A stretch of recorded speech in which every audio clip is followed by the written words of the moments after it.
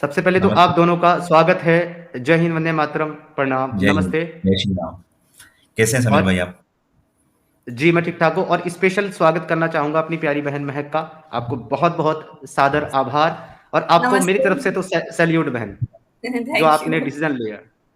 जी, जी। कैसे हैं आप दोनों? बिल्कुल, बिल्कुल हम ठीक ठीक है। हैं। आप बताएँ आप आप कैसे हैं? बताइए? जी, मैं बिल्कुल ठीक-ठाक हूँ।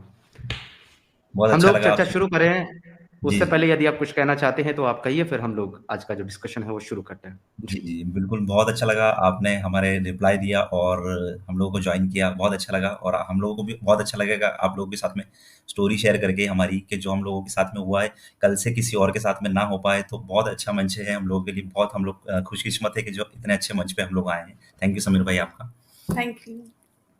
ये मेरा सौभाग्य है कि मेरी प्यारी बहन और हमारे जीजा जी हमारे यहाँ पधारे। मैं तो आपको जीजा जी कहूँगा मेरी बहन की तरफ से, तो आप दोनों का जी, जी। स्वागत है।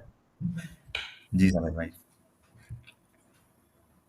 मैंने आपके साथ जो है कुछ पॉडकास्ट और कुछ वीडियोज़ आपके देखे।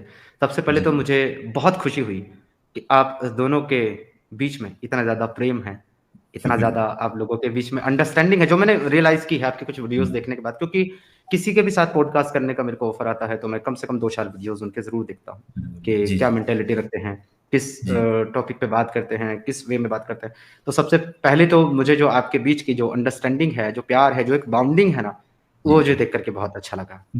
और थैंक मैंने यू सो अक्सर मच। ये रियलाइज़ किया कि ऐसी बॉन्डिंग या ऐसा प्रेम, मैं किसी को क्रिटिसाइज़ नहीं कर रहा हूँ, हो सकता है मैं भी कुछ हाँ। मुस्लिम्स कपल भी ऐसे हों, हुँ, लेकिन हुँ। मैंने कभी किसी मुस्लिम फैमिली में ऐसी बॉन्डिंग, ऐसा प्यार कभी नहीं देखा और ये थैंक पॉसिबल यू भी सर। नहीं है, क्योंकि वहाँ पर इक्वालिटी है ही नहीं।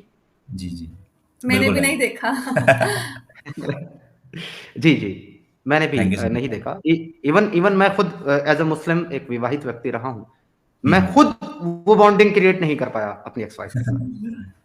नहीं मैं कर तो हमेशा पाया। से यही चाहता हूँ समीर भाई कि जो आज मैं इतनी मतलब महक को इतनी परेशानियों से, इतनी दिक्कत परेशानियों से यहाँ पे लेके आया हूँ, तो मैं इसको बेस्ट से बेस्ट देना चाहता हूँ और दुनिया की हर खुशी देना चाहता हूँ क्योंकि इसके जो मतलब एक मिसाल बनेगी कि अगर एक हिंदू लड़के से एक मुस्लिम लड़की शादी करती है, तो वो उसको कितनी खुशियाँ दे सकता है। मैं यही चाहता हूँ कि महक को बहुत अच्छे से रखूँ और बहुत जितना हो सकेगा बेस्ट से बेस्ट चीज़ दूँगा। एग्ज़ैक्टली। आपकी जो जीवन है उस पर तो मैं बात करूँगा ही जी, सुधीर जी। जी, लेकिन जी। जो है पहले मैं जो है ना बहन के जीवन से शुरुआत करूँगा। बिल्कुल। मैं सबसे पहले तो ये जानना चाहता हूँ महक सिस्टर कि आपका जो जी। जन्म है वो जिस परिवार में हुआ, उन आपके परिवार वालों की मानसिकता इस्लाम को लेकर के कैसी थी? और आपकी जो परवरिश यानी कि अपब्रिंगिंग आपकी जो हुई है, वो किस माहौल में और किस प्रकार और किस प्रकार की शिक्षा लेते हुए हुई? जैसे मेरे घर में जैसे बुर्खा सबसे पहला आता है कि बुर्खा पहनना पहनना पड़ता है, तो बस मुझे बुर्खा नहीं पहनाया मेरी फैमिली वालों ने तो। आज तक उन्होंने बुर्खा वगैरह नहीं पहनाया, लेकिन उनके जो माइंड में जो चलता है, जैसे यही इस्लाम के बारे में बताना कि इस्लाम में अपना ये है, वो है और अपन ये करेंगे तो ये अपने को अच्छा होगा, अपन नमाज़ नहीं पढ़ेंगे तो अपन यहाँ जहन्नुम में ही जाना है और यही सारी चीज़ें जो जो सुनने में आती है। अगर आप ये करोगे तो ये गलत है। सारी मतलब जितनी भी चीज़ें अगर अपन करना चाहते हैं, वो सारी चीज़ें गलत होती हैं। वो सारी चीज़ें जी। स्टार्टिंग से ही मैं कुछ करना चाहती थी मेरी लाइफ़ में, मैंने पढ़ाई स्टार्ट करी, मैं पढ़ाई करती थी, मेरी 12th कंप्लीट हुई, मेरी पढ़ाई बंद करवा दी। ऐसा कहा गया घर घर से कि पढ़ाई पढ़ाई करके करना ही क्या, आगे जाके ससुराल में रोटी ही बनानी है। मतलब वो आज़ादी हुँ। नहीं दी गई समीर भाई यहाँ पे। आज़ादी नहीं दी गई, फिर उसके बाद फिर 12th कंप्लीट हो गई, वो भी 12th भी बहुत मुश्किल से हुई, फॉर्म-वॉर्म डाला जब तभी हो पाई, मम्मी ने थोड़ा-सा फ़ोर्स करा तभी 12th हो पाई, वरना नहीं हो पाती। उसके बाद कंप्लीट हो जी। गई 12th उसके बाद फिर जैसे कि हर एक घर में चलता है ना जैसे ये लोगों के बारे में गंदी सोच रखना, ये मुझे मेरे घर में नहीं सिखाया गया, ऐसा कुछ नहीं था मेरे घर में। लेकिन एक एक ऐसा रहता है ना कि हिंदू जो रहते हैं, हिंदू जब इनके बारे में मेरे फैमिली वालों को जब पता चला था ना, तो तब यही कहा गया था कि हिंदू से कोई फ्रेंडशिप नहीं होती है, हिंदू तो मतलब बहुत ही बेकार होते हैं। मतलब हिंदू हुँ। अपने लायक है ही नहीं। वो कैसी-कैसी चीज़ को मानते हैं, कैसी-कैसी चीज़ को मतलब पूजा-पाठ करते हैं, वो कुछ है ही नहीं उनका वे मतलब उनको तो वहीं जाना है, जन्नम। जो जहन्नुम में ही। उनको तो जहन्नुम में जाना हुँ। है तो मेरे माइंड में यही हुँ। आता है कि उनको बचपन से यही सिखाया गया है कि भगवान जी पूजा करना तो वही वही चीज़ करेंगे ना और अपने को ये इस्लामिक चीज़ सिखाई गई तो अपन वही कर रहे हैं। तो इसमें गलत क्या चीज़ है आ गई। तो फिर बस यही चलती रहती है बातचीत घर में और कुछ नहीं वैसे इतना मेरे घर में इतना वो नहीं था कि ज़्यादा कि जैसे कि वो हिंदू के फ़ोर्स बारे में करते हैं। थॉट्स करना या फिर गलत होते हैं इंसान, ऐसा कुछ नहीं होता। मेरे घर में ऐसा नहीं चला, ऐसा माहौल नहीं था मेरे घर में तो। लेकिन रोक-टोक बहुत थी, बाहर नहीं जाने आने देते थे, फ्रेंड से नहीं मिलने देते थे। जाते भी तो सिर्फ़ आधा घंटा जाना, अगर लेट हो जाते तो वही बात तो सही है। चिल्लाना, बातें करना कि ऐसा लेट क्यों हो गई, बस। समीर भाई, मैं यहाँ पे क्लियर कर जी। देता हूँ थोड़ा-सा, जो भी हमारी ऑडियंस है थोड़ा-सा, क्योंकि अभी महक की इतनी एज जी, नहीं है। जी। मतलब महक की मतलब 19 प्लस होने वाली है अभी हाँ, महक, तो मतलब इतनी ज़्यादा एज नहीं है। हाँ। तो उसके हिसाब से आप थोड़ा-सा जजमेंट लगा सकते हैं कि महक की फैमिली वालों ने इतना प्रेशर नहीं किया, लेकिन हो सकता था इन फ्यूचर उसको इतना प्रेशर कर देते कि शायद वो उसकी मानसिकता और ज़्यादा बिगड़ जाती और फ्यूचर में पता नहीं कि महक के साथ में क्या होता। इसलिए आज महक मेरे साथ में है, तो हम तो दोनों बहुत खुशकिस्मत समझते हैं अपने आप को कि चलो ठीक है यार महक, आज तुम यहाँ पे हो मेरे साथ में, तो जितना चाहे जो करना चाहती हो। और आप देख सकते हो कि हमारे व्यूअर्स भी जो हमारे हमको देखते हैं, उनको भी पता होगा और आज आपके साथ में भी जो व्यूअर्स जुड़े हुए हैं, उनको भी धीरे-धीरे करके पता चल जाएगा हमारे बारे में कि मैं जितना हो सकता है ना बेस्ट देता हूँ महक को। और मैं हमेशा यही बोलता हूँ महक को कि महक, तुमको यहाँ पे आई हो ना, तो तुमको सब चीज़ों में आज़ादी है। अगर तुम जो करना चाहती हो ना वो करो, यहाँ पे मेरी तरफ से कोई रोक-टोक नहीं है और इन फ्यूचर चल के अगर मेरी फैमिली वाले भी तुमको एक्सेप्ट कर लेते हैं ना, तो उनकी तरफ से भी कोई ऑब्जेक्शन नहीं होगा। इतना मैं कह सकता हूँ तुमको। और आज मैं भी बहुत हुँ। खुशनसीब हूँ जो आज मैंने इनसे शादी कर ली और आज मैं यहाँ आकर बैठी हूँ। मतलब ऐसा लगता है एक जेल में से छूटकर आज मैं एक आज़ाद हूँ, ऐसा लगता है। वहाँ पर सिर्फ़ घर-घर में ही रहना, कहीं बाहर आना-जाना तो अलाउ था ही नहीं और था भी तो बहुत बहुत मुश्किल से हुँ। घर वालों को मना-मना के कभी-कभी वो भी फाइनली जाना होता है। लेकिन आज मैं बहुत खुशनसीब हूँ जो मेरी इनसे शादी हुई एक हिंदू लड़के से और बस बहुत खुश हूँ मैं अभी तो। अच्छा, जितना आपने फैमिली के बारे में बताया है, आपकी फैमिली मतलब बहुत ज़्यादा इंटू नहीं थी मज़हब में, मतलब बहुत ज़्यादा रिलीजियस नहीं थे वो लोग। हुँ। नहीं, वो लेकिन ऐसे फिर भी हाँ, एक चीज़ जो है वो समझ में आती है कि जैसे कि महिलाओं के ऊपर मतलब लड़कियों के ऊपर एक्स्ट्रा पाबंदी रखना, उनको बाहर हुँ, आने-जाने हुँ। की इजाज़त ना देना। और जब आपने बताया कि पहली बार जब आप दोनों के रिलेशन के बारे में पता चला, हालाँकि आप स्टोरी में बहुत आगे चले, पहले तो मैं ये जानना चाहूँगा कि आप लोग कैसे मिले थे? उसका जवाब अगली बार जी। दीजिएगा। तो जब आपकी फैमिली वालों को ये पता चला, तो उन्होंने यही कहा कि नहीं मतलब उन्होंने ऑब्जेक्शन ही किया इसके ऊपर कि आप कैसे एक हिंदू लड़के के साथ शादी या बात कर सकते हैं? क्योंकि ये तो मतलब जहन्नम में जाने वाले हैं एंड ऑल। तो इससे पता चलता है कि कहीं न कहीं आपकी फैमिली वाले ब्रेन वॉश तो ज़रूर थे इस्लाम से बिल्कुल। और वो उसके हाँ। जो मौलाना है, उनके कंट्रोल में तो देखिए हर एक मुसलमान रहता ही है, जो कि ज़्यादा इस्लाम हुँ, को नहीं पढ़ता समझता। हुँ। तो जब तो यहाँ सुधीर जी मैं आपसे पहले जानना चाहता हूँ कि जब जी। आपने इनसे शादी करने का निर्णय लिया, फैसला किया, तो क्या रिएक्शन था आपकी फैमिली का? उनकी फैमिली का तो डेफ़िनेटली नो ही था, लेकिन आपकी फैमिली की हुँ। तरफ से आपको क्या सपोर्ट मिला या क्या रिएक्शन था या किस तरह से आप लोगों ने शादी की? देखिए समीर भाई, मैं आपको यहाँ पे थोड़ा-सा क्लियर बता देता हूँ कि महक की फैमिली वालों को भी नहीं पता था कि ये किसके साथ में जाने वाली है, क्या होने वाला है, ना ही मेरी फैमिली वालों को पता था। क्योंकि हम लोग शायद आपको पता है कि रिलीजन वाला जब मैटर आ जाता है, तो उसके बाद में कितना पब्लिक बवाल करती है और बहुत लोग, चलो ठीक है हुँ, फैमिली वालों को तो समझ में आता है कि वो तो इन्वॉल्व होंगे ही सही, लेकिन साथ में जो बाहरी लोग होते हैं, वो भी साथ में इन्वॉल्व हो जाते हैं और कपल्स को परेशान करने लग जाते हैं कि ये नहीं होगा, वो नहीं होगा। इस टाइप की हमारे साथ में भी एक सीन क्रिएट हुआ था उस टाइम, वो फिर शेयर करेंगे हम आपसे। और मेरी जो फैमिली की बात आपने बोली, जी। तो उनको भी नहीं पता था कि क्या चल रहा है, क्या नहीं चल रहा है। उनको जब पता चला, जब हम लोग घर से निकले और फाइनली मतलब इनके जो पेरेंट्स थे, वो मेरे घर तक पहुँचे और उसके बाद में फिर ये सिचुएशन क्रिएट हुई और उनको जब पता चला फिर। और फिर उनका जो रिएक्शन रहा समीर भाई, तो उन्होंने मतलब उनका जो रिएक्शन था, उनका रिएक्शन इस टाइप से आया कि मतलब लड़की को छोड़ दो और उसके घर जाने दो और तू अपने घर पे आ जा वापस से। मतलब इस टाइप से उन्होंने रिएक्ट किया था उस टाइम। और फिर हालाँकि जो फिर हम लोगों ने तो सोच ही लिया था कि हमको तो आगे बढ़ना ही है, हमको हमारी लाइफ़ देखना ही है दोनों को। तो फिर हुँ। मैंने किसी की नहीं सुनी और सिर्फ़ एक ही महक की सुनी, क्योंकि महक को मेरे को पता था कि यार ये लड़की मेरे लिए सब कुछ छोड़ के आई है और ये मेरा सपोर्ट कर रही है, तो फिर मैं इसको छोड़ के और फिर दूसरी चीज़ों में इन्वॉल्व क्यों हूँ? हुँ। तो शादी के बाद आपके घरवालों को, दोनों के परिवार वालों को पता चला, जी, जब आपने शादी कर शादी ली? नहीं, इनके शादी के इनके घर वालों फैमिली में वालों को शादी के बाद पता चल गया, हम घर से निकल गए थे तब और तब मेरी पता चला। फैमिली वालों को तो पहले ही पता चल गया था। मतलब मुश्किल से हाँ, 7 या 8 दिन पहले पता हाँ, चला। मुश्किल से हाँ, कुछ दिन पहले ही पता चल गया था कि एक लड़का ओके। है जो हाँ, तो हिंदू है, यही चीज़। जी, जी। जी, जी। तो आपने पहले अपने घरवालों को बताया कि उनको खुद से पता चला? नहीं, उनको खुद से पता उनको चल खुद गया। से पता चला। ओके। तो क्या रिएक्शन था उनका? वो शादी के लिए तो डेफ़िनेटली एग्री नहीं होंगे, बट आपको नहीं वो उन्होंने मजबूर किया, टॉर्चर किया? जब उनको पता चला था ना, उन्होंने एक बार भी ऐसा नहीं पूछा कि तेरे दिल में क्या है? अगर कुछ हो तो बता देना, अगर तू कुछ आगे गलत कर ले, ऐसा कुछ नहीं पूछा उस टाइम तो मुझसे। बस यही स्टोरी मैं आपको बताएँगी सही, लेकिन थोड़ा-सा मैं बता देती हूँ कि यही स्कूल स्कूल जाना बंद करवा दिया, कोचिंग बंद करा दिया, मोबाइल था मेरे पास वो भी छीन लिया, सिम-विम सब तोड़ दी और घर में इतनी तो पाबंदी थी बाहर जाने के इनके नहीं जा सकते थे और पता चलने के बाद तो मतलब पीछा ही नहीं छोड़ते, कोई ना कोई मेरे साथ रहते ही रहता था। मम्मी रहती, फ्रेंड्स होने भी आती तो मम्मी साथ में ही रहती। ऐसा फिर तो ज़्यादा ही बहुत हुँ। हो गया था घर में, ताकि लड़की ठीक है। निकल ना जाए, भाग ना जाए। तो शादी के बाद सुधीर जी आपकी फैमिली वालों ने आपको एक्सेप्ट किया? नहीं, नहीं समीर भाई यहाँ पे एक्सेप्ट नहीं किया और अभी तक हमारी फैमिली वालों से कोई कॉन्टैक्ट नहीं है हम दोनों का और किसी से कोई बात नहीं होती। हम लोगों ने ट्राई भी किया था कॉन्टैक्ट करने का लेकिन अभी तक उनकी तरफ से कोई रिप्लाई नहीं आया, वो बात ही नहीं करना चाहते हैं। हुँ। ठीक है। मैं इसके विषय में जो है एक मैसेज ज़रूर दूँगा जी, आपकी जी। फैमिली वालों को भी और अगर पॉसिबल होगा तो हम बैक स्टेज भी उनसे बात करने की ज़रूर कोशिश करेंगे, जो हो सकेगा वो करेंगे।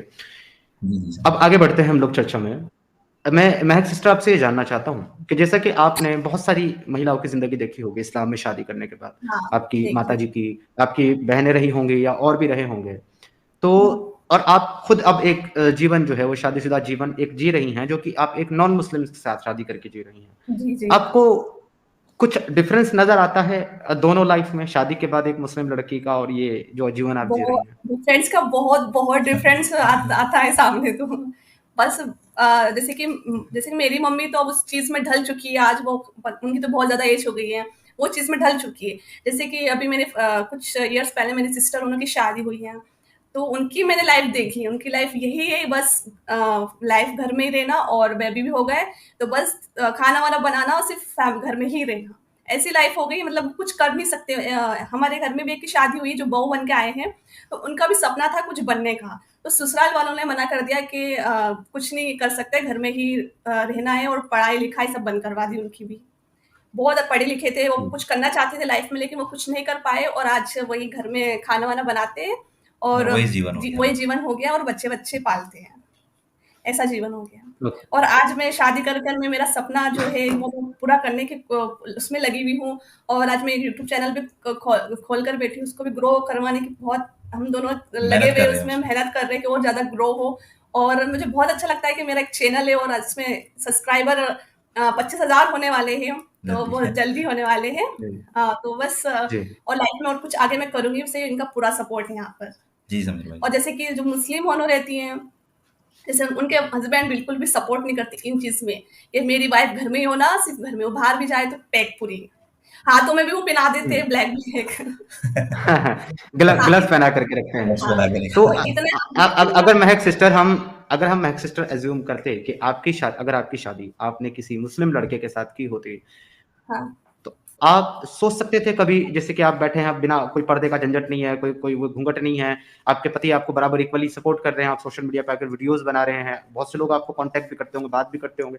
तो क्या आप अज़्यूम भी कर सकते थे कि ऐसी ज़िंदगी कोई मुस्लिम पति आपको दे सकता था? नहीं कर सकते ऐसा, कोई नहीं दे सकता। भले वो कितना भी अच्छा क्यों नहीं होता, वो कितना भी पढ़ा-लिखा इतना कितना भी कुछ भी होता ना, लेकिन ऐसी लाइफ़ बिल्कुल नहीं देता। मतलब वो एग्ज़ैक्टली बुर्खा तो यही फाइनली हो एक्चुअली ही जाता है। डिफरेंस है। बहुत डिफरेंस है ना, डिफरेंस बहुत डिफरेंस है। जी।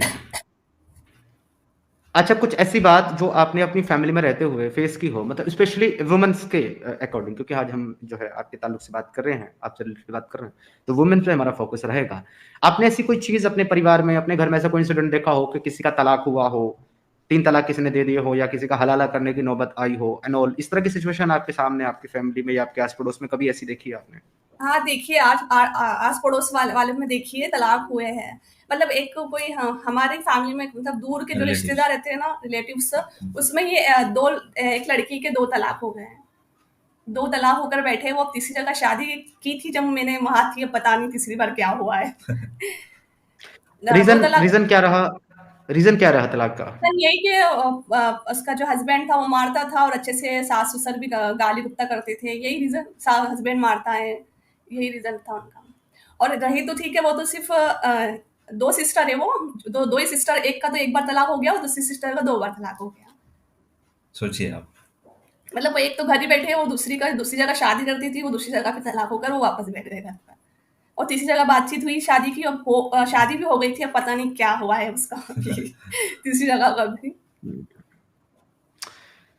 अगर मैं आपसे डोमेस्टिक वायलेंस के बारे में बात करूँ, जैसा कि अक्सर मुस्लिम फैमिलीज़ में अक्सर देखा जाता है, अपनी पत्नी के साथ, हालाँकि इस्लाम में शराब पीना हराम है, जुआ खेलना हराम है, ये सब चीज़ें हराम होने के बाद भी अक्सर हम देखते हैं कि सबसे ज़्यादा शराब जो है वो मुस्लिम पीते हैं, सबसे ज़्यादा जुआ जो है वो मुस्लिम्स खेलते हैं, और इस तरह की हरकतें कर, और उनका जो है फ़ोकस नहीं होता, मतलब करियर बनाने में या काम करने को लेकर के उनकी जो अप्रोच है या उनकी जो थिंकिंग है ना, वो ओपन माइंडेड नहीं होते, बिज़नेस थिंकिंग नहीं होते, सिर्फ़ छोटे-मोटे काम करके गुज़ारा करने की सोच रखते हैं और बहुत सारे बच्चे पैदा करते हैं।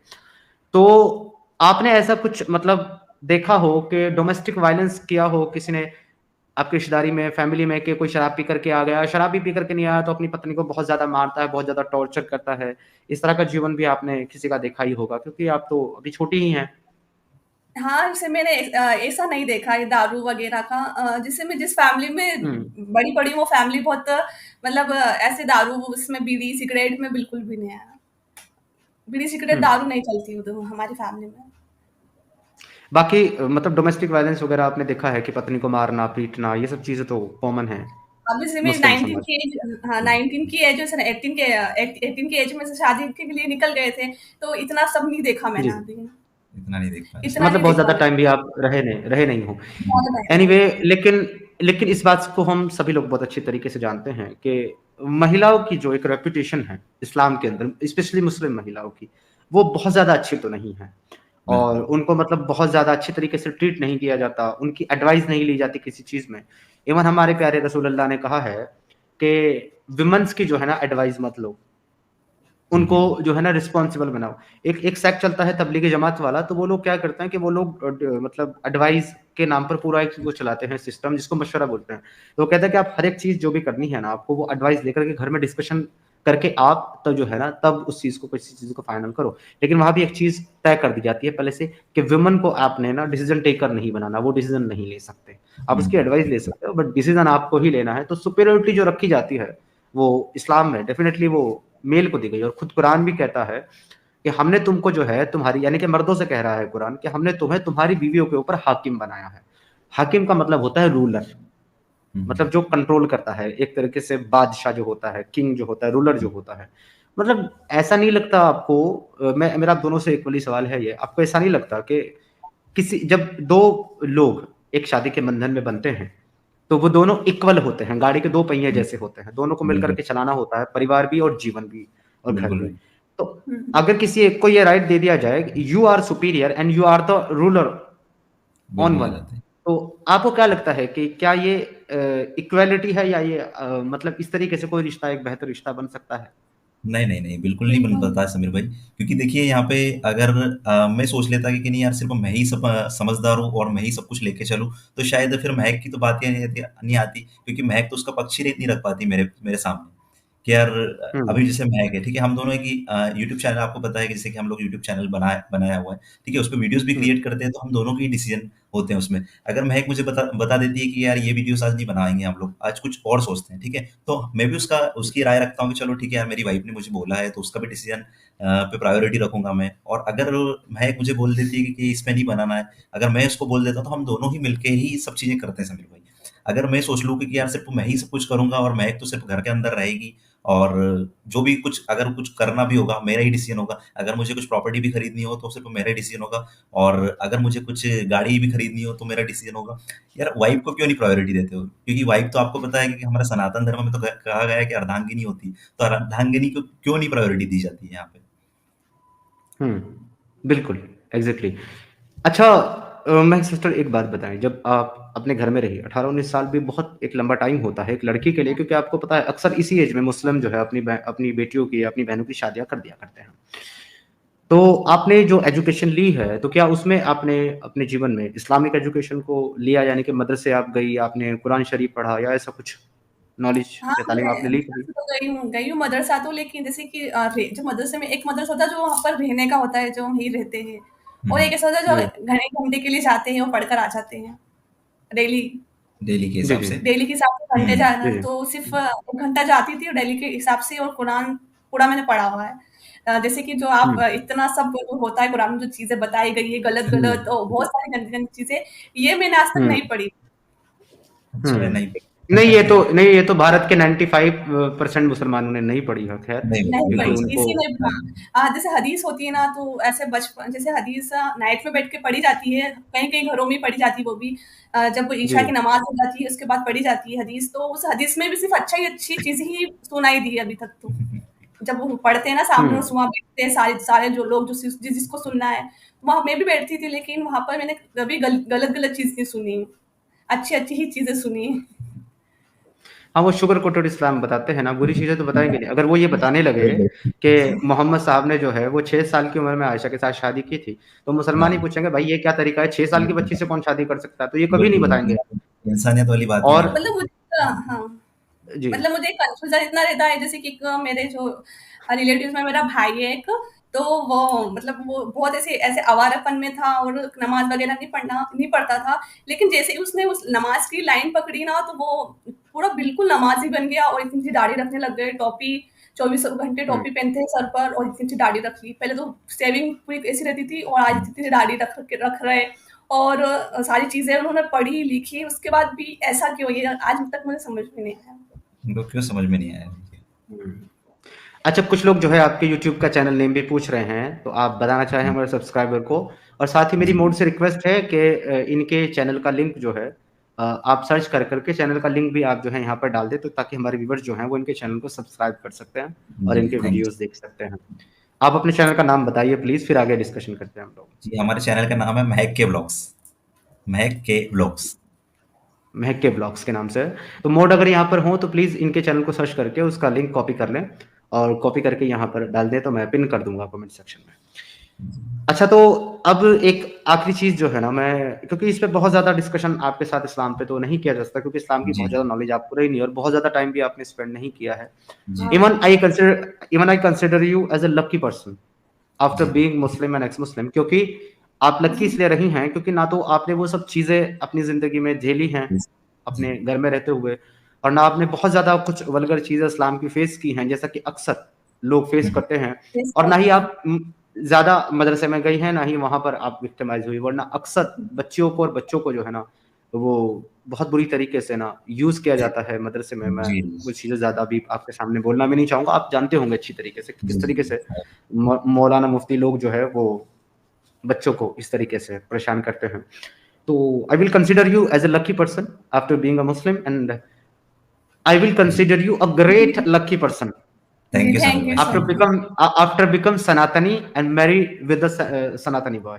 तो नहीं, आप मैं बहुत अपने आप खुश को खुशकिस्मत हैं। बहुत हाँ, मैं अपने आप को जी। बहुत खुशनसीब मानती हूँ, जो बहुत लकी हूँ जिनसे शादी हुई और आज इतने सारे एक्स मुस्लिम के चैनल हैं, मैं उन सब वो सब चीज़ें देखती हूँ और मैं आज जो रियल है, इस्लाम में जो रियलिटी जो है, जो सच है, वो आज मुझे धीरे-धीरे पता चलने लगा कि क्या सही और क्या गलत है। तो बस यही चीज़ है कि आज अच्छा हुआ, आज मैं अपने आप को मतलब प्राउड महसूस करती हूँ कि अच्छा हुआ मैं उस कीचड़ में से निकल के और आज मैं यहाँ पर आ गई। जी, बिल्कुल। ये हमारे एक सनातनी वैदिक जी हैं, इन्होंने सही अल-बुखारी की हदीस नंबर 3894 कोट की है। ये लिखते हैं हदीस सही बुखारी 3894 के अनुसार मोहम्मद ने जब वो 6 साल की थी उससे निकाह किया, और जब वो 9 साल की थी तो उससे कंज्यूमेट की मैरिज, और ऐसा माना जाता है कि मोहम्मद उस समय 54 साल का था। नहीं सर, मोहम्मद साहब की उम्र जो है उस वक़्त 54 नहीं, 53 ईयर थी, 53 हुँ, साल। तो 1 साल आपने बढ़ाया ज़रूर है, पर ये भी एक बहुत अजीब बात है कि एक 53 ईयर का मतलब एज्ड पर्सन जो है वो एक 6 साल की बच्ची के साथ शादी करके, मतलब क्या मानसिकता रही होगी उस व्यक्ति की, इससे ही अंदाज़ा लगाया जा सकता है। लेकिन कभी मुल्ला जो है मुसलमानों को ये चीज़ें नहीं बताएँगे। इवन आपने वो इंसिडेंट बाकी सुना होगा नुपुर शर्मा का, हुँ, नुपुर शर्मा ने ये चीज़ जो है वो टीवी पर बोलती थी, जबकि सामने वाले व्यक्ति ने रहमानी ने हुँ, हुँ, हमारे जो है सनातन पर उँगली उठाई, तो उसने जवाब में बोला कि आप ऐसा बोल रहे हैं हमारे पंथ के बारे में, हमारे धर्म के बारे में। मैंने बोला कि आपके मोहम्मद ने 6 साल की बच्ची से शादी की थी। उन्होंने सिर्फ़ इतना कहा कि मैंने बोला क्या? या ये हुँ, उन्होंने कहा कि मैं बोलूँ क्या? तो इस पर आप देखिए पूरे देश के अंदर कितना हंगामा हुआ। ये हंगामा क्यों हुआ है सर, आपको पता है? ये हंगामा इसलिए हुआ हुँ, है क्योंकि 95% मुसलमानों को उससे पहले पता ही नहीं था कि मोहम्मद ने 6 साल की उम्र में शादी की थी आयशा से। ये बिल्कुल। पता ही उसके बाद चला है, क्योंकि मुल्ला कभी बताना नहीं था, और इन्होंने हाँ, हंगामा ही इसलिए करवाया ताकि ये सच्चाई जो है वो दबी रह जाए। दबी दबी रहे। लेकिन रहेगी। जब से एक्स मुस्लिम्स आए हैं और एक्स जी, मुस्लिमों ने आकर के इस्लाम की जो बकिया उधेड़ी है और इनकी जो अंदर छिपी हुई बातें निकाल करके लोगों को बताई है, अब लोगों को समझ में आ रहा है, एक आम मुसलमान भी इस बात को समझ रहा है कि कुछ तो प्रॉब्लम है मेरे बिलीफ में, कुछ तो है ऐसा बिल्कुल। जो गलत है। तो मेरे ख्याल से आप लोग भी जो है महक भी और आप भी जो है इस्लाम की सच्चाई को शायद एक्स मुस्लिम्स को सुनने के बाद ही जान पाए। बिल्कुल, हाँ, बिल्कुल सही। राइट। बिल्कुल समीर भाई, सही बोला तो आपने क्योंकि तो हम लोगों को नहीं पता था कितने इतना। जी, कितने टाइम से आप हमारा चैनल देख रहे हैं? काफ़ी टाइम हो गया समीर भाई, लेकिन हम लोग क्या है कि अभी आपको पता है कि हमारा भी चैनल है तो उसपे फ़ोकस ज़्यादा रहता है थोड़ा-सा, तो इतनी डिबेट नहीं जी, जी, देख जी। पाते हम लोग, लेकिन कभी-कभार कुछ मेन पॉइंट्स आ जाते हैं तो फिर हम लोग भी देख लेते हैं। जैसे कि ये 3 तलाक के अच्छा, बारे अच्छा। में निकाह आया था, तो उसके बारे में भी हम लोगों ने सुना कि किस टाइप का एग्रीमेंट बना के और ये सब चीज़ें चल रही। तो बहुत गलत लगा कि यार ये सब चीज़ें भी हो रही है और किसी को पता ही नहीं चल रहा है कि इतना सब कुछ भी हो रहा है। और मुझे ये समझ में नहीं आता है कि उसके बाद में भी लोग हुँ। जागरूक क्यों नहीं हो रहे? उनको क्यों समझ में नहीं आ रहा है कि सब कुछ गंदगी लिखी है और उसके बाद में भी वो लोग सिर्फ़ इतनी बातें करते हैं कि सब बेस्ट है हमारे इसमें, तो समझ में नहीं आता समझ लो। हुँ। नहीं, उनको बताया जाता है कि Islam is a religion of peace. मैं इसके ऊपर 4-5 बार स्ट्रीम कर चुका हूँ और मैं बहुत सारे मुसलमानों से मैंने बात किया। मैंने उनसे पूछा है कि अगर आपका मज़हब जो है, इस्लाम जो है, वो पीसफुल है, अमन की बात करता हुँ, है, हुँ। तो मुझे अपने कुरान से ज़रा एक आयत बताओ जो पीस की बात करती हो। वो बिल्कुल। है ही नहीं। अब इनसे पूछो इस्लाम जो है 1400 साल पहले आया, तो उससे पहले क्या लोग गुमराह थे? ये कहेंगे हुँ, हमारा हुँ। इस्लाम 1400 साल पहले आया, किसने कहा आपको? हमारा इस्लाम तो आदम अलैहिस्सलाम से चला रहा है। आदम हाँ, हाँ। अलैहिस्सलाम पहले मुसलमान थे, पहले नबी थे। इनसे पूछ लो हुँ, ज़रा कुरान में दिखाना कहाँ लिखा हुआ है कि आदम मुसलमान था और नबी था, तो बिल्कुल। गायब। है ही नहीं। इन लोगों को ये पता नहीं है कि कुरान में ये लिखा हुआ ही नहीं है कि आदम मुसलमान है या नबी है। उसको कहा ही नहीं गया ना मुसलमान ना नबी। अब बताओ कितने मुसलमानों को ये बात पता होगी? लेकिन बिल्कुल मुल्ला नहीं। रात दिन चीखता है ना, प्लेटफ़ॉर्म से हाँ, मिंबर से रात दिन चीखता है कि आदम पहले मुसलमान थे, पहले नबी थे। तो मुसलमानों को लगने लगा हाँ भाई यही सच्चाई है। लेकिन सही सच रियलिटी ये नहीं है। अच्छा तो मैं एक सिस्टर आपसे पूछना चाहूँगा, जैसे जी। कि आपने डिसीज़न ले लिया और शायद बाद में आपको इस्लाम की ये सच्चाई एक्स मुस्लिमों से पता चली। शादी के बाद ही अभी मुझे कैसा पता चला। महसूस अभी आपको कैसा महसूस होता है कि क्या आपने उस जगह को छोड़ करके मतलब अच्छा किया, आप खुशकिस्मत थी, क्या क्या सोचती हैं अपने डिसीज़न को लेकर के आप? आफ्टर लिस्टनिंग एक्स मुस्लिम। यही सोचती हूँ उस टाइम अच्छा अच्छा डिसीज़न लिया मैंने कि शादी करने का। उस टाइम मैं डिसीज़न लेने से पहले मैं बहुत डरती थी कि घर वालों का क्या होगा, लोगों ने क्या बोलेंगे, यही सोच-सोच के मैंने एक बार डिसीज़न भी चेंज कर दिया था मैंने मेरा कि नहीं हो जी। पाएगा ये वो। फिर एक हिम्मत रखी क्योंकि मुझे इतना वो धर्म और मज़हब में मैं नहीं सोचती थी कि बस एक हिम्मत रखकर मैंने इनसे शादी करके घर से मैं कैसे ना निकल ही गई। बहुत ही मुश्किल से निकली क्योंकि घर से आना-जाना तो बहुत बंद था और कैसे ना कैसे मैं निकली घर से मेरे और आज इनसे शादी कर यहाँ बैठी भी हूँ और बहुत अच्छा लग रहा है। अपने आप को ऐसा महसूस करती हूँ कि बस एक अब मैं कुछ भी कर सकती हूँ, मेरे सपने जो मैं पूरा कर सकती हूँ। किसी की कोई रोक-टोक नहीं हुँ। मुझे। आफ्टर ऑल आप बहुत खुश हैं और आप अपने आप को लकी कंसीडर करती हैं कि आपने सुधीर जी। जी से हाँ, शादी की और आप सनातनी बनी। जी। एक लास्ट चीज़ मैं आपसे पूछना चाहूँगा, उसके बाद मैं लिंक जो है वो अपने मुस्लिम भाइयों के लिए ओपन करूँगा, ताकि जी, उनसे इसके ऊपर बात कर सकें। तो अगर आप बने रहना चाहें उसके बाद बने रह सकते हैं, कोई इश्यू नहीं है हुँ, और अगर आप जाना चाहें तो आप जा भी सकते हैं क्योंकि मेरी जो है ये रेगुलर स्ट्रीम होती है, जी, जी, कोई तो इश्यू मैं नहीं है। कोई तकरीबन 12 बजे तक इसको चलाऊँगा। जी, तो जी, हम लोग डिस्कशन करते रहेंगे, कोई इश्यू नहीं। तो अच्छा मेरा एक सवाल आपसे ये है, महक आखिरी जी। बार आखिरी सवाल है आपसे मेरा ये, फिर हम लोग जो है आपकी स्टोरी सुनेंगे, अगर आप कुछ ऐड करना चाहेंगे या बताना चाहेंगे कोई इंसिडेंट जैसा कि आपने कहा कुछ चीज़ें आपने रोक ली वो आप बाद में बताएँगे, वो मैं सुनूँगा। जी, लेकिन उससे पहले मेरा आखिरी सवाल आपसे ये है कि जो लड़कियाँ हमारी मुस्लिम बहनें, बेटियाँ, जो लोग ये सोचती हैं कि उनको इस्लाम को छोड़ कर के उनको सनातनी लड़कों से शादी करनी चाहिए या वो किसी सनातनी लड़के से प्यार करती हैं या रिलेशनशिप में हैं, उनके लिए क्या एडवाइस देना चाहोगे आप? हाँ, अगर वो एक सनातन लड़के से शादी करना चाहती है, इस धर्म में आना चाहती है, तो वो बहुत अच्छी अच्छी सोच रख रहे हैं और बहुत खुशनसीब है जो उनको सनातनी लड़का मिला है। बहुत खुशनसीब है वो मतलब उनके नसीब खुल खुल जाएँगे अगर वो शादी कर लेंगे तो। और जहन्नम का डर? जहन्नम में जाना होगा ना फिर? अरे जहन्नम का डर क्या जहन्नम जहन्नम जहन्नम करते रहते हो। अब इस धर्म में आज मुझे भी बहुत जहन्नुम का डर बहुत पहले बहुत था, बहुत पहले बहुत था शादी के पहले। हम उसी घर में छोड़कर आ जी। गई उस डर को वहीं छोड़कर आ गई और आज मैं यहाँ पर आ गई। मुझे अब कोई जहन्नुम का डर नहीं है। आप एक सनातन लड़के से शादी कर लोगे, उस धर्म को पहचानोगे और आप आगे बढ़ोगे ना, तो आपके माइंड से भी ये डर है ना हुँ। 100% निकल जाएगा। ये एग्ज़ैक्टली। तो ये जहन्नुम आप जहन्नुम मानते हो आज की डेट में कि जहन्नम जैसी कोई चीज़ है कि नहीं? नहीं मानती मैं तो। मैं तो कर्म पे भरोसा रखती हूँ, जो अपने कर्म होंगे वही सब होगा ऊपर जाकर भी। अच्छे काम करोगे वाह! तो अच्छी चीज़ें होगी। सही बात है, सही बात है। क्योंकि ये तो ऐसा कॉन्सेप्ट है जन्नत-जहन्नम का, ये आपने बड़ी अच्छी बात कही कर्म की, कर्म सिद्धांत इस्लाम में नहीं है। यहाँ पर ये देखो आप कि एक आदमी जो है ना, वो 100 खून कर दे, 100 रेप कर दे, 100 मर्डर कर दे, लूट-मार कर दे, चोरी कर दे, डकैती कर दे, आखिर में कहे ला इलाहा इल्लल्लाह मोहम्मद रसूलुल्लाह, जन्नत का टिकट कट जाता है। तो फिर उसने जो पाप किया उसका उसका फल कहाँ गया? और एक हाँ, आदमी जो है वो सारी ज़िंदगी नमाज़ पढ़ता रहे, रोज़े रखता रहे, हाँ, अच्छे काम करे, नेक काम करे और आखिर में जो है ना वो एक सवाल पूछ ले कि अल्लाह ने अगर मोहम्मद को नबी बना करके भेजा था तो मोहम्मद ने इतने बुरे-बुरे काम क्यों किए? बस मौलवी फतवा लगा देगा इस्लाम से खारिज जहन्नम। क्या ऐसा तो कहा ये जाता है भले कुछ भी करो अगर तुम मरने से पहले कलमा पढ़ लोगे, पहला कलमा पढ़ के अगर तुम मर जाओगे, तो तुम डायरेक्ट जन्नत में ही जाओगे। डायरेक्ट ऐसा जन्नत में। जी। अच्छा आप ही एक भी और मज़े की जन्नत बात ये है एक और मज़े की बात ये है कि जिस आदमी ने एक और हदीस में मिलती है कि जिस आदमी ने कलमा ला इलाहा इल्लल्लाह पढ़ा, हुँ, वो जन्नत में ज़रूर जाएगा। हालाँकि उसने अगर कुछ गलत काम किए होंगे, तो उनकी सज़ा वही ना। भुगतेगा पहले फिर जन्नत में जाएगा। लेकिन एक आदमी ने देखिए रेप किया, एक हुँ, आदमी ने मर्डर किया, एक आदमी ने जो कुछ भी किया और बाद में उसने नमाज़ पढ़ कर के अल्लाह से माफ़ी माँग ली, तौबा कर ली कि अल्लाह मुझे माफ़ कर दे। अब अल्लाह उसे माफ़ कर देगा, सीधा जन्नत में उसको भेज देगा। उसका जन्नत में जाना तय है क्योंकि उसने कलमा पढ़ा है। लेकिन एक गैर मुस्लिम जिसने कलमा नहीं पढ़ा है, वो सारी ज़िंदगी नेक काम करे, लोगों की मदद करता रहे, लोगों को खाना खिलाता रहे, रास्ते बनवाता रहे, लोगों की मदद करे, कोई बुरा काम ना करे, किसी को तकलीफ ना पहुँचाए, बस कलमा ना पढ़े, वो जहन्नम में जाएगा। उसको ये स तो बिल्कुल हमेशा-हमेशा की गलत यातनाएँ है। मिलेगी। मतलब ये एक मतलब इनकी बुद्धि, सोच इनका लॉजिक समझ में नहीं आ रहा, तो इससे साफ पता चलता है कि मेंटालिटी कर्म ऐसी सिद्धांत तो नहीं है, बिल्कुल नहीं है। अगर हाँ, बिल्कुल, दो अगर कुछ चीज़ें हैं, तो वो 2 चीज़ें हैं, या तो लालच या तो फिर डर। किसी भी डर मुसलमान से अगर आप ये पूछोगे कि आप इस्लाम को क्यों फ़ॉलो करते हो? या इस्लाम की घटिया से घटिया चीज़ों को आप क्यों फ़ॉलो करते हो? उसका एक ही जवाब होगा, ताकि अल्लाह खुश होकर के जन्नत दे दे। ये यही बेस है। भई आप बिल्कुल, अपनी बेटियों का हलाला करने के लिए तैयार हैं, आप अपनी बेटियों का 3 तलाक कराने के लिए तैयार हैं, आप जो है ना काफ़िरों को कत्ल के लिए तैयार हैं, आप उनकी माँ-बहन बेटियों को मार्केट में बेचने के लिए तैयार हैं, उनका रेप करने के लिए तैयार हैं, उनका कत्ल करने के लिए तैयार हैं। ये सब चीज़ें जो इस्लाम सिखा रहा है, इनसे पूछो ये करना क्यों है? क्योंकि जन्नत जाना और जन्नत जाकर के जन्नत। क्या करना है? 72 हूरों के साथ सेक्स करना है इनको।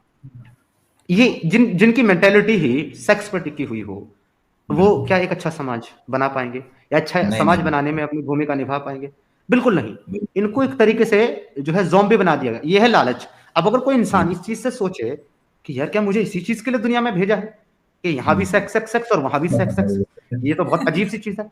अब वो इससे निकलना चाहे, तो उसको उसको डर दिखा दिया गया, नहीं, तुम ऐसा नहीं कर सकते, तुमको अल्लाह जहन्नम में डाल देगा, वहाँ तुम्हारे हुँ, पकोड़े तले जाएँगे, वहाँ तुम्हें जो है इस तरह का अज़ाब दिया जाएगा, बिच्छू तुमको खाएँगे, साँप तुमको काटेंगे, जंजीर तुम्हारे पीछे से डाली जाएगी, मुँह से निकाली जाएगी, तुमको सीख कबाब की तरह तला जा मतलब ऐसी-ऐसी चीज़ें इनको बता दी जाती है, तो इनको फिर डराया जाता है। तो बेसिकली मेरे हिसाब से 2 ही चीज़ों पर सिखाई इस्लाम जाती चलता है, है। लालच और डर। इसके डर। अलावा मुझे तीसरी चीज़ समझ में नहीं आती। आपको जैसे आती है तो 2 मुझे बताइएगा ज़रूर। डर तो ऐसा बना देते हैं कि वो नहीं पढ़ता हुआ भी नमाज़ वो पढ़ने लग जाए। ऐसा डर हो जाता है कि अगर जी, तुम कब्र में जाओगे तो तुम्हें बिच्छू काटेंगे, तुम्हें साँप ही साँप रहेंगे, ऐसा सब डर बना ही देते हैं तो इंसान नमाज़ पढ़ने ही लग जाता है, नहीं पढ़ता भी होता है जी। तो। और आप देखना समीर एग्ज़ैक्टली, भाई, एग्ज़ैक्टली। यहाँ पे सनातन धर्म की बात अगर मैं रखूँ तो ये सनातन धर्म कभी भी ये नहीं कहता है कि क्या आपको भगवान को पूजा करोगे जब भी आपको स्वर्ग मिलेगा या फिर आप ये सब चीज़ें करोगे अगर भगवान को की पूजा पाठ नहीं करोगे मंदिर में नहीं जाओगे तो आपको स्वर्ग नहीं मिलेगा, ये कभी नहीं सिखाता। आप सिर्फ कर्म के ऊपर टिका हुआ एग्ज़ैक्टली, है सनातन धर्म हमारा। कर्म अगर अच्छे कर्म करोगे तो एग्ज़ैक्टली, आपको स्वर्ग मिलेगा, अगर बेकार कर्म करोगे, बुरे कर्म करोगे, किसी के लिए गलत सोचोगे, किसी का बुरा सोचोगे तो फिर आपको फिर बुरा ही मिलेगा। एग्ज़ैक्टली।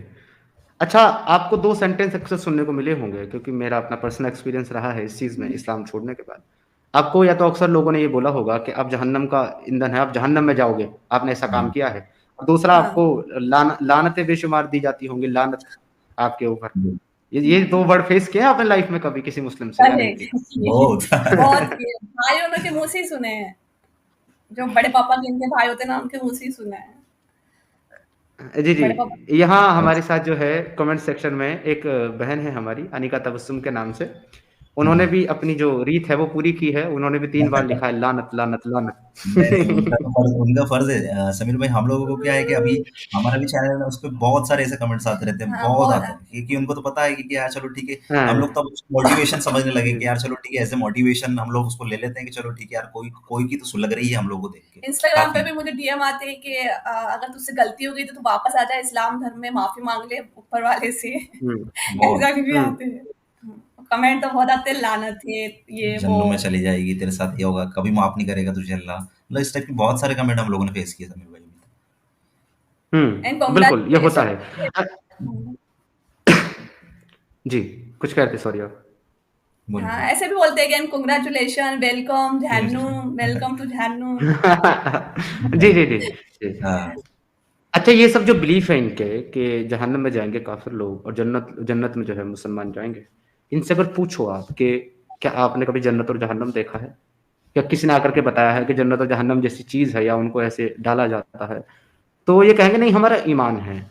मतलब हाँ। जो लोग बिना देखी चीज़ के ऊपर ईमान रखें, बिना लॉजिक वाली बात को मानें, वो लोग उन लोगों को अंधभक्त बोलते हैं, जो लोग हम्म। फ्रीडम के साथ, आज़ादी के साथ लोगों का भला करते हुए मानवता की सोच लेकर के आगे बढ़ते हैं। बिल्कुल। मतलब ये कितने ब्रेन डेड लोग हैं, ये ज़ॉम्बी हैं, इनको इतनी चीज़ें समझ में नहीं आती कि एक अगर खुदा होगा, जिसने सब लोगों को बनाया, जैसे कि हम्म। काफ़िर भी उसी ने बनाए, मोमिन भी बिल्कुल। उसी ने बनाए, सब लोग उसी ने बनाए। भला वो खुदा अपनी ही बनाई हुई क्रिएशन में फ़र्क क्यों करेगा?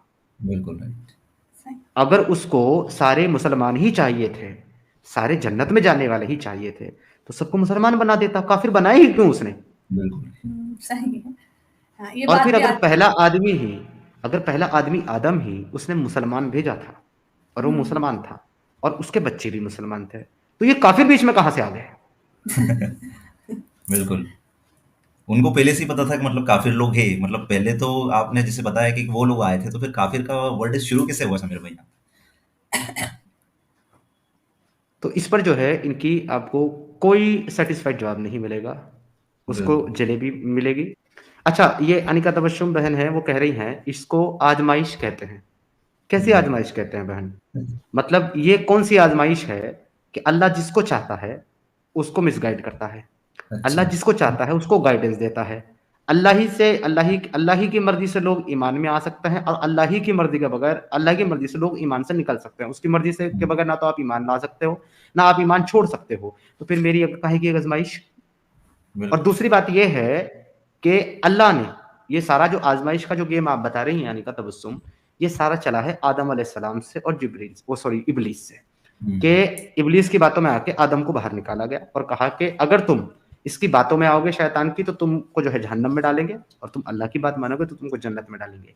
जबकि आदम को बनाने से पहले, आदम को बनाने से 40 साल पहले अल्लाह ने ये सारी चीज़ें लिख दी थी हुँ। कि आदम को मैं जन्नत में भेजूँगा, फिर इब्लीस जाके उसको बहकाएगा, फिर मैं उसको ज़मीन में भेज दूँ। और जब अल्लाह ने ही लिखा है तो इब्लीस की गलती क्या और आदम की गलती क्या? फिर मेरी काहे की आज़माइश जब अल्लाह सब कुछ लिख करके बैठा है? बिल्कुल काहे की राइट। आज़माइश भई?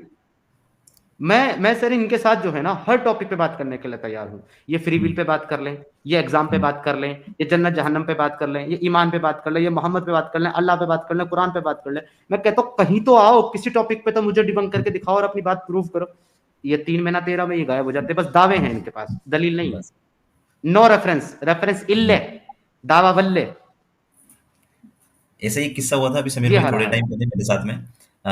एक लड़की का कमेंट आया था महक के इंस्टाग्राम पे, तो उसने कुछ ऐसा बोला था, कुछ कमेंट किया था उसने, तो जन्नत में जाएगी वो सॉरी जहन्नुम में जाएगी। उसने ऐसा कुछ कमेंट किया था, तो मैंने उसको थोड़ा सा बताया था कि वो कैसे जहन्नुम में चली जाएगी जब तुम्हारे वहाँ पे ये 3 तलाक, हलाला और मुता जैसी सारी चीजें है तुम्हारे यहाँ पे, तो तुम कैसे इसको अच्छा बता रहे हो? मैंने उससे क्वेश्चन किया था, तो उसने मुझे क्या आंसर दिया पता है आपको? उसने बोला है कि जी। हमारे दीन हमको ये सिखाता है, हमारा जो दीन है ना वो हमारा जो हमको दीन है वो सिखाता है। सिखाता तो है। मुझे ये समझ में नहीं आया वहाँ पे कि हलाला जैसी हलाला जैसी चीजें इनका दीन कैसे सिखा सकता है? मतलब वो हलाला, मुता और ये सारी चीजें 3 तलाक, मतलब वो लड़की खुद ही बोल रही है कि कि ये हमारा हमारा दीन दीन कहता कहता है है। तो मतलब सब करो।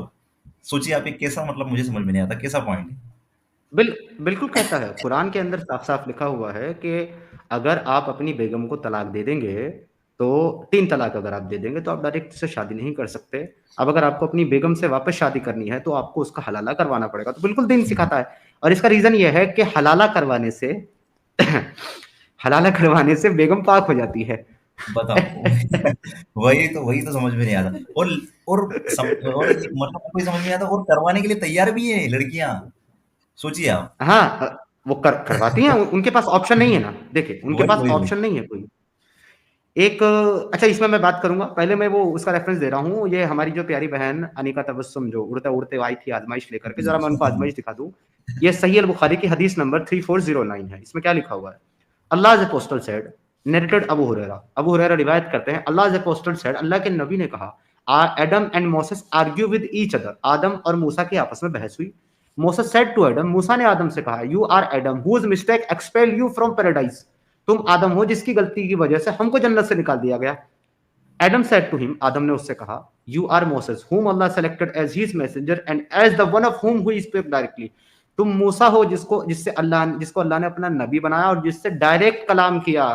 Yet अभी you blame me for a thing which had already been written in my fate before my creation, यानी कि अब भी तुम मुझे उस चीज के लिए इल्जाम लगा रहे हो जो अल्लाह ने मुझे बनाने से 40 साल पहले मेरे नसीब में लिख दी थी। अल्लाह से पोस्टल सेड ट्वाइस, अल्लाह के रसूल ने, अब मोहम्मद साहब इसमें 2 बार कह रहे हैं, सो एडम ओवर पावर्ड मोसेस, तो आदम जो है वो मूसा को चुप करा दिया। आदम के सामने मूसा की बोलती बंद हो गई।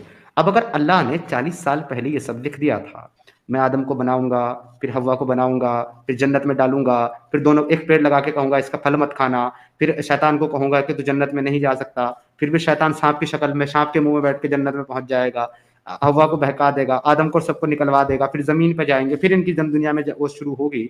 तो जब ये पहले से ही अल्लाह ने लिख करके रखा हुआ था, तो फिर शैतान की क्या गलती है उसने आदम को बहकाया? वो तो वही करेगा ना जो अल्लाह ने लिखा हुआ है। अगर वो नहीं करेगा, ये आदम शैतान की बातों में नहीं आएगा, तो अल्लाह का लिखा हुआ गलत साबित हो जाएगा। अब अल्लाह का लिखा हुआ कैसे गलत साबित हो जाए? वो तो सब कुछ जानता है ना। अब आपको ये बताना पड़ेगा मुझे तबस्सुम बहन कि अल्लाह का लिखा हुआ गलत था या फिर इब्लीस ने जो किया वो सही था। दोनों में से एक चीज आपको मुझे बतानी पड़ेगी, क्योंकि इब्लीस ने और आदम ने तो वही किया जो अल्लाह ने लिख रखा था। तो आपके अल्लाह की ही बात पूरी की है, तो काहे का एग्जाम भाई? किधर का एग्जाम?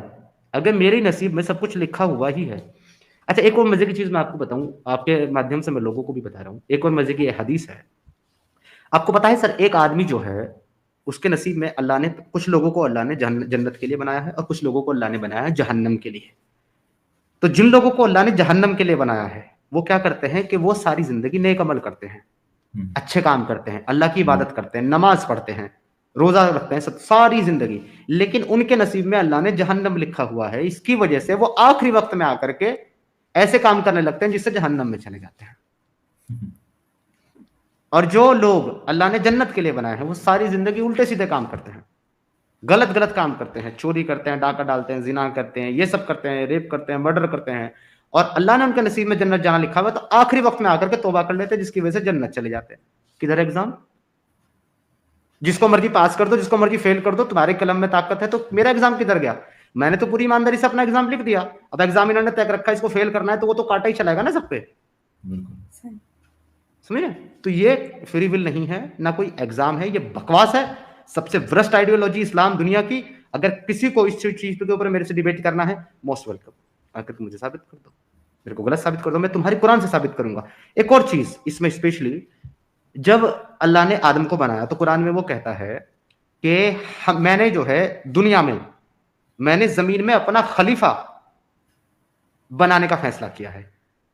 ये ध्यान से सुनना है आपको। अल्लाह कहता है कुरान में कि मैंने जमीन में अपना खलीफा बनाने का फैसला किया है, तो मैं इसलिए आदम को बनाऊंगा। उसके बाद आदम को बनाता है तो जन्नत क्यों भेजता, जमीन क्यों नहीं भेजता? जमीन के लिए बनाता कि जन्नत के लिए? अब जन्नत उसको भेजा क्यों? इसीलिए भेजा ताकि वहां शैतान आके इसको बहकाओ, फिर जमीन में भी। यानी अल्लाह पहले से ही जानता था कि मेरे को उसको भेजना ही जमीन में है। ये तो शैतान को बदनाम करने की साजिश थी, इसको बेचारे का बदनाम करो कि इसकी वजह से जन्नत से दुनिया में भेजा। ये बेवकूफी भरी बातें हैं।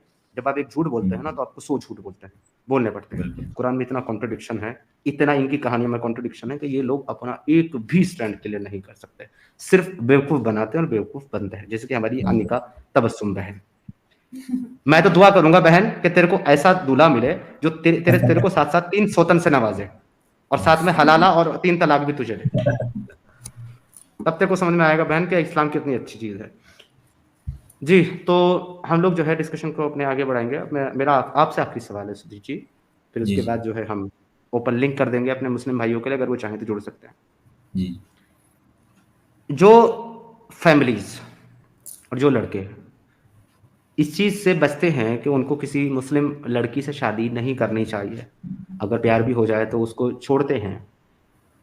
इस पर आपका क्या स्टैंड है? आपकी क्या एडवाइस है उन लोगों के लिए? मैं अगर मेरा स्टैंड बताऊँ तो मैं ये ओपनली कह चुका हूँ हुँ, कि हुँ। हर एक दूसरे सनातनी लड़के को, मतलब हर एक तो नहीं कर सकता, लेकिन हर एक दूसरे सनातनी लड़के को एक मुस्लिम लड़की से शादी करनी चाहिए। बिल्कुल, इससे बिल्कुल। 2 फ़ायदे होंगे। हुँ, एक तो ये जो हाँ। कल्ट है, हुँ, ये जो हुँ। कल्ट है, ये जो एक आइडियोलॉजी है, एक तो ये ख़त्म करने में बहुत ज़्यादा हमको हेल्प मिलेगी। दूसरा, वो जो लड़की, वो जो बहन शादी करके सनातनी के घर में आएगी, वो उसको बहुत अच्छी एक लग्ज़री कम्फ़र्ट लाइफ़ दे पाए या ना दे हुँ, पाए। वो उसको बहुत अच्छा लाइफ़स्टाइल दे पाए या ना दे पाए। लेकिन एट लीस्ट उसको 3 चीज़ें तो ज़रूर मिलेगी। नंबर 1 रिस्पेक्ट, नंबर 2 हुँ। सेफ्टी और नंबर 3 ये सिक्योरिटी कि उसको ज़िंदगी में 3 तलाक, हलाला ये सब का मुँह नहीं देखना पड़ेगा। बिल्कुल, राइट।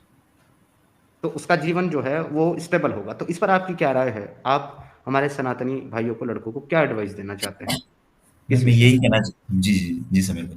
मैं यही कहना चाहता हूँ कि सबसे पहले तो देखिए, अगर आपको एक लड़की से अगर प्यार है, मोहब्बत है, अगर आपने सोच ही लिया है कि मुझे उसके साथ में शादी करना है, तो बहुत सारे लड़के समीर भाई पीछे हट जाते हैं कि यार क्या पता मेरे साथ में क्या होगा, मेरी फैमिली वालों के साथ में क्या होगा, इसके चक्कर में वो पीछे हट जाते हैं। तो मेरा कहना उनसे यही है कि जब आपने प्यार कर लिया और जब सोच ही लिया है कि यार मेरे मेरे को वो पार्टनर चुनना है और उसकी ज़िंदगी को भी बचाना है और साथ-साथ में उसके साथ में ही मेरे को फ्यूचर देखना है। जब आपने सोच ही लिया है, तो फिर हिम्मत क्यों नहीं कर पाते हैं? बहुत सारे लोग इससे टूट जाते हैं समीर भाई, हिम्मत नहीं कर पाते। जब मैंने मेरा ही एग्ज़ाम्पल ले लो, जब मैंने सोचा था कि यार मुझे महक के साथ में शादी करना है, ठीक है? तो मेरे मन में भी थोड़ा कहीं न कहीं ऐसा लगा था कि यार इन फ्यूचर क्या हो सकता है, बुरे से बुरा क्या हो सकता है? मैंने भी ये सोचा था। तो मुझे पता चल गया था कि यार मैंने सोच लिया था कि यार मेरे साथ में बुरे से बुरा क्या होगा, कि चलो ठीक है, होगा, देख लेंगे। लेकिन बहुत सारे हुँ, लोग वहीं पीछे हट जाते हैं समीर भाई और फिर उसके बाद में ज़िंदगी भर अपने आप को कोसते रहते हैं कि यार काश उस टाइम में वो डिसीज़न ले लेता, तो शायद मेरा जो पार्टनर है उसकी ज़िंदगी भी तबाह नहीं होती और मैं भी उसके साथ में खुश रहता। मतलब दोनों पार्टनर कहीं और शादी कर लेते हैं और उसके चलते हुए फिर उनकी दोनों की ज़िंदगी खराब होती है। और फिर बाद में वो जी, कॉलिंग-वॉलिंग करते हैं, बातें करते हैं और उसके बाद में फिर उनकी भी फैमिलीज़ खराब होती है। तो इससे अच्छा है तो कि जब आप अभी यहीं पे हो ना, तो अभी आपको डिसीज़न लेना पड़ेगा कि यार मुझे उससे शादी करना है, डट जाओ, हिम्मत रखो और बढ़ जाओ आगे, ठीक है? और जो भी होगा देखेंगे, बस ऊपर वाले पे विश्वास रखो, अगर आपने अच्छे कर्म करे, आपका पार्टनर आपको ज़रूर मिलेगा, ठीक है? सबसे पहली चीज़ मैं यही बोलना चाहूँगा सबको कि हिम्मत रखनी पड़ेगी समीर भाई। क्योंकि जी, हिम्मत अगर आप रखोगे ना, तो हिम्मत सब कुछ लेके कर लेती है आपको, ठीक है? और आपका अगर पार्टनर आपके साथ में जैसे कि उस टाइम हम दोनों की सिचुएशन भी ऐसी थी कि यार हम लोग क्या करेंगे, क्या नहीं करेंगे, हम लोगों को भी कुछ आइडिया नहीं था। लेकिन मेरे साथ में मेरा पार्टनर खड़ा हुआ था ना, तो मुझे हिम्मत थी और मैं इसके साथ में खड़ा हुआ था, तो इसकी हिम्मत मुझे थी। हम दोनों ने हिम्मत करी और हिम्मत करने के साथ में आज देखो कि हम दोनों खुश हैं और अच्छी तरीके से हम लोग जीवन व्यतीत कर रहे हैं वहाँ पे। तो जितने भी ये लोग सुन रहे होंगे, हमारी स्ट्रीम सुन रहे होंगे, समीर भाई को देख रहे होंगे, हम लोग को देख रहे होंगे, उनसे मेरा सभी से यही गुज़ारिश है कि आप लोग को आपका प्यार बिल्कुल भी नहीं छोड़ना है, ठीक है? गिव अप मत करो भाई और बढ़ जाओ, बस हिम्मत रखो और जितने लोगों को भी शादी करना चाहते हो ना, ठीक है? तो बहुत सारे ऐसे ऑर्गनाइज़ेशन हैं, उनसे भी आप कॉन्टैक्ट कर सकते हो। अगर आपको डर है, आपकी फैमिलीज़ वालों को डर है कि यार मेरी फैमिली वालों को नुकसान ना पहुँचा दे और कहीं मेरे साथ में कुछ गलत नहीं हो जाए, तो आप ऑर्गनाइज़ेशन वाले से कॉन्टैक्ट करो ना, ठीक है? ऐसे बहुत सारे ऑर्गनाइज़ेशन हैं, उनसे आप कॉन्टैक्ट कर सकते हो। तो आपको वहाँ से भी प्रोटेक्शन मिलेगी, हेल्प मिल जाएगी, ठीक है? आप एक लिव इन सर्टिफिकेट बना के निकल सकते हो आपका कि आपको शादी करना है तो ठीक है, आपका कम से कम पुलिस कंप्लेंट तो नहीं होगा, पुलिस भी प्रोटेक्ट करेगी आपको। तो इस तरह से आप प्रोटेक्शन ले सकते हो, लेकिन आप जो सोचते हो कि यार नहीं यार हम लोग रिलीजन के बेस पे यार मेरा धर्म अलग है, मेरा मज़हब अलग है और उस बेस पे आप लोग अलग हो जाते हो, तो भाई अलग मत हो, ठीक है? अलग होना कोई सॉल्यूशन नहीं होता किसी भी रिलेशनशिप का। दोनों की अंडरस्टैंडिंग अगर मैच करती है ना, तो फिर उसके बल पे हिम्मत रखो और सोच के विचार के निकल जाओ और आज देखो हम दोनों तो खुश हैं और आप भी खुश रहो। ज़िंदगी भर खुश रहोगे भाई। और जो भी लड़कियाँ अगर ये देख रही होगी स्ट्रीम, तो मेरा भी उन सभी से बहनों से रिक्वेस्ट है कि अगर आपका भी कोई हिंदू बॉयफ्रेंड है, सनातनी बॉयफ्रेंड है, ठीक है? और आप भी सोच रहे हो इन फ्यूचर शादी करने का, ठीक है? तो मेरा बहन ये एक कहना है, एक सनातनी के तौर पे मैं बोल रहा हूँ यहाँ पे, ठीक है? आपको कभी भी आप देखना, कभी भी आपको ऐसा फ़ील नहीं होगा कि यार मैंने शादी करके एक गलत डिसीज़न ले लिया। कभी भी आपको ये फ़ील नहीं होगा, ठीक है? आपको हमेशा प्राउड ही महसूस हुँ, होगा कि यार मैंने आज ठीक है यार मैंने मेरे पेरेंट्स को तो छोड़ दिया, लेकिन आज मेरे साथ में ये एक ऐसा बंदा खड़ा हुआ है जो मेरे पेरेंट्स के बराबर ही है। मेरी मम्मी भी यही है, मेरे पापा भी यही, सब कुछ यही है, ठीक है? और एक लड़का वो इतना हिम्मतदार रहेगा ना, तो आपके लिए सब कुछ, आपके लिए दुनिया की खुशियाँ वो आपके कदमों में बिछा देगा। तो जी। मेरा यही कहना है उन सब से भी। बहुत-बहुत धन्यवाद आपने क्लियर मैसेज दिया उसके लिए। जी, और जी। मैंने जो है गाइज़ मैंने इनके चैनल का जो है महक सिस्टर के और सुधीर जी के चैनल का जो लिंक है, वो कमेंट सेक्शन में आपको दिया है और लिंक पे पिन भी किया है ऊपर। तो आपने जी, अगर अभी तक इनका चैनल सब्सक्राइब नहीं किया है तो प्लीज़ इनको सब्सक्राइब करें, इनको सपोर्ट करें। और मैं फिर से आज एक बार से अपनी बात रिपीट करते हुए वो कहना चाहूँगा, हालाँकि इस बात के बाद लोग जो है वो मेरे को जज करते हैं पर मुझे फ़र्क नहीं पड़ता। मुझे परवाह नहीं है इस चीज़ की। मैं अपना स्टैंड क्लियर रखता हूँ, मेरा स्टैंड क्लियर है। मैं तमाम सनातनी लड़कों को कहना चाहता हूँ, तमाम सनातनी लड़कों से ये कहना चाहता हूँ, जितने भी हैं, अगर प्यार नहीं किया है अभी तक और करना चाहते हो, तो समझ जाओ कि प्यार कहाँ से ढूँढना है। और अगर प्यार करो, तो फिर देखो, इस्तेमाल के लिए प्यार नहीं करना, ये मैं क्लियर बिल्कुल। आपको बता दूँ। प्यार अगर करना तो दिल से करना, निभाने के लिए करना। और अगर प्यार कर चुके हो, तो फिर प्यार को हासिल करो। क्योंकि सनातनी जो है ना, वो कभी हार नहीं मानते और वो कभी स्त्रियों का अपमान नहीं करते और वो कभी स्त्रियों को बीच राह में नहीं छोड़ते, अपने साथी को बीच राह में नहीं छोड़ते। तो अगर हाथ पकड़ा है तो अंत तक लेकर के जाओ और नहीं पकड़ा है अगर अभी तक किसी का, तो कहाँ से पकड़ना है आपको समझ में आ गया होगा। पकड़ो और निकाल करके लाओ और उनके वाओ! जीवन को भी सफल बनाओ और अपने आप भी खुश रहो।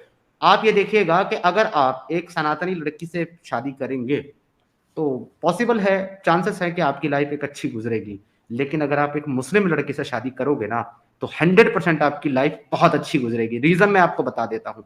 उसको ना तो वो सम्मान मिला होगा उसके घर परिवार में, ना उसकी माँओं को मिला होगा, ना उसकी बहनों को मिला होगा, ना उसके रिश्तेदारों को मिलेगा।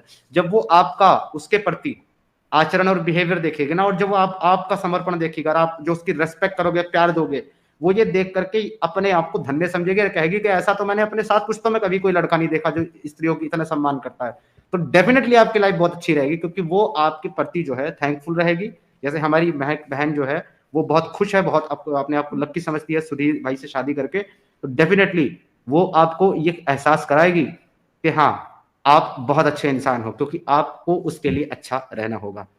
फिर से एक बार, हर दूसरा लड़का अगर शादी करे, करना तो है ही, अगर करे तो ज़रा उन लोगों का हाथ थाम ले और उन लोगों को सपोर्ट करे, जिनको जीवन में ना तो आज़ादी मिल रही है, ना रिस्पेक्ट मिल रही है और ना अच्छी ज़िंदगी मिल रही है।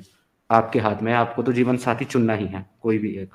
तो क्यों ना वहाँ से चुना जाए जहाँ किसी एक की ज़िंदगी सँवर सकती है आपका जीवन साथी चुनने में। इतना ही मेरा लास्ट मैसेज था आपके लिए और जी, अब मैं आपकी तरफ लौटता हूँ। आप दोनों का, दोनों दंपतियों का बहुत-बहुत आभार। मेरी प्यारी बहन महक और जीजाजी सुधीर जी आपको बहुत-बहुत आभार कि आपने जी, समय जी, निकाला और आपने मुझे अप्रोच किया कि मैं आपकी स्टोरी लोगों के सामने लेकर के आऊँ, जी, जी, ताकि हमारी और मुस्लिम बहनें जो हैं, उनको भी इंस्पिरेशन मिले कि हाँ, ऐसा नहीं जी, है। अगर आप किसी सनातनी से शादी करती हो, तो ज़िंदगी कुछ और हो सकती है। बिल्कुल। बदल सकते हैं हालात। तो ये आपने लोगों को मैसेज दिया, मुझे बहुत खुशी और आप जैसे लोग आने चाहिए। अगर और भी कोई ऐसा है, जो ये मैसेज देना चाहता है और मेरे चैनल पर आना आना चाहता है, तो मैं उनके लिए बता दूँ कि मेरा ईमेल आईडी और मेरा व्हाट्सएप नंबर दोनों ही नीचे टिकर में चल रहा है। ये मेरा व्हाट्सएप नंबर है, आप डायरेक्ट भी कॉन्टैक्ट कर सकते हो मुझे इस पर। तो डेफ़िनिटली मुझे आपके साथ डिस्कशन करने में, पॉडकास्ट करने में खुशी होगी। बहुत-बहुत आभार आपका। जी, जिन लोगों ने जी, इनका चैनल सब्सक्राइब नहीं किया है, प्लीज़ इनका चैनल सब्सक्राइब करें। और थैंक यू, इसके थैंक बाद यू। जो है मैं लिंक जो है ओपन करूँगा अपने मुस्लिम भाइयों के लिए। आपसे मैं आखिरी स्टेटमेंट मतलब कन्क्लूज़न रिमार्क लेना चाहूँगा आज की डिस्कशन के बारे में। आपको कैसा लगा? और आप कुछ कहना चाहें अगर ऑडियंस को? जी। जी, जी, बहुत अच्छा लगा समीर भाई, सबसे पहले तो आपने इतना अच्छा मंच दे दिया हम लोगों को और काफ़ी लोग ऑडियंस ने हम लोगों को प्यार भी दिया होगा। तो बहुत अच्छा लगा आपके जी। साथ में डिस्कशन करके और इन फ्यूचर भी अच्छे से डिस्कशन करेंगे हम लोग इसके ऊपर और डीपली और हुँ। थैंक यू सो मच सभी को हम लोगों को। थैंक यू सो मच सभी को। खुश रहिए, आपस में प्रेम से रहिए। जी, यशस्वी भवा थैंक यू और सो मच थैंक सर। आपको जो है यू। ना आपको जो है सनातन धर्म की स्थापना करने वाली संतानें ईश्वर दे, जी, जी, थैंक जो you so Sanatan thank much. धर्म यू। का झंडा लेकर के आगे चलें। जय हाँ। हिंद, वंदे मातरम। बहुत-बहुत जी, आभार आपका। अच्छा लगा आपसे बात करके। Thank you so much. Thank you so much.